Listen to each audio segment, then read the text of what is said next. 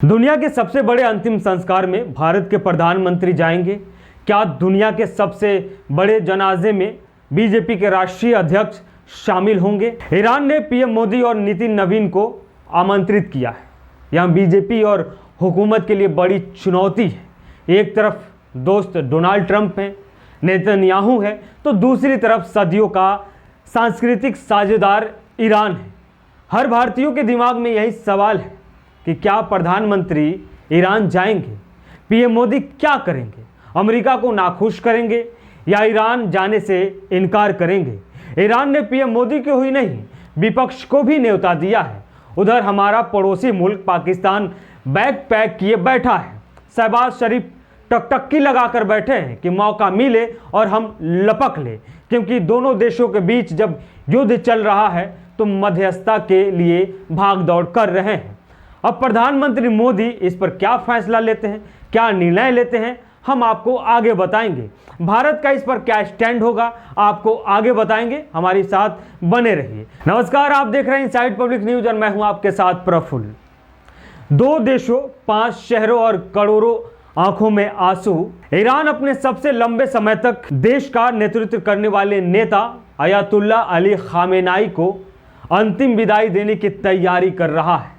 यह सिर्फ एक अंतिम यात्रा नहीं होगी, बल्कि करोड़ों लोगों की भावनाओं का सैलाब भी होगी। अमेरिका और इजराइल के 28 फरवरी के संयुक्त हमले में शहीद हो गए अयातुल्ला अली खामेनाई का राजकीय अंतिम संस्कार अगले सप्ताह होगा।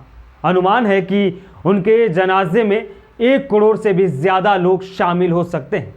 ईरान के इतिहास में यह सबसे बड़ा जनसमूहों में से एक हो सकता है। तेहरान के ग्रैंड मुसल्ला कैंप में आम लोगों को अंतिम दर्शन कराए जाएंगे।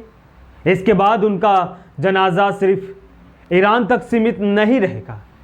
यह शिया इस्लाम के सबसे पवित्र धार्मिक केंद्रों कोम, नजफ और करबला से होकर गुजरेगा। यानी 2 देशों और 5 प्रमुख शहरों में से इनका अंतिम यात्रा इतिहास के पन्नों में दर्ज होने जा रही है।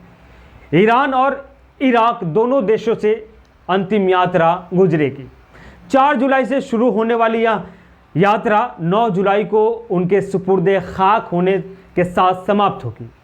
6 दिनों तक लाखों लोग अपने नेता को अंतिम सलाम करेंगे, अंतिम विदाई देंगे। इस अंतिम संस्कार का महत्व सिर्फ ईरान तक सीमित नहीं है। दुनिया के कई देशों के नेताओं को निमंत्रण भेजा गया है। भारत के प्रधानमंत्री नरेंद्र मोदी को भी आमंत्रित किया गया है। हालांकि भारत सरकार ने प्रधानमंत्री के बजाय एक विशेष प्रतिनिधि मंडल भेजने का फैसला किया है। भारत की ओर से बिहार के राज्यपाल लेफ्टिनेंट जनरल सैयद अता हसनैन और विदेश राज्य मंत्री पवित्रा मार्गेरिटा अंतिम संस्कार में भारत का प्रतिनिधित्व करेंगे।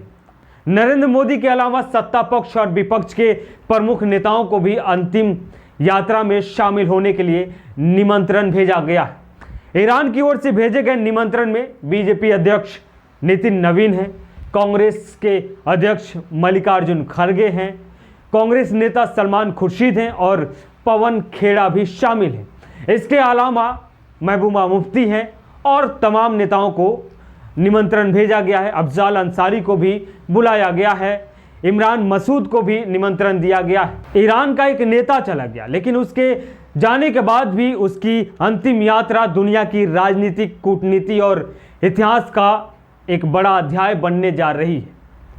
अब पूरी दुनिया की नज़रें ईरान और इराक पर होगी, जहां करोड़ों लोगों के बीच इतिहास की सबसे चर्चित अंतिम यात्राओं में से एक लिखी जाएगी।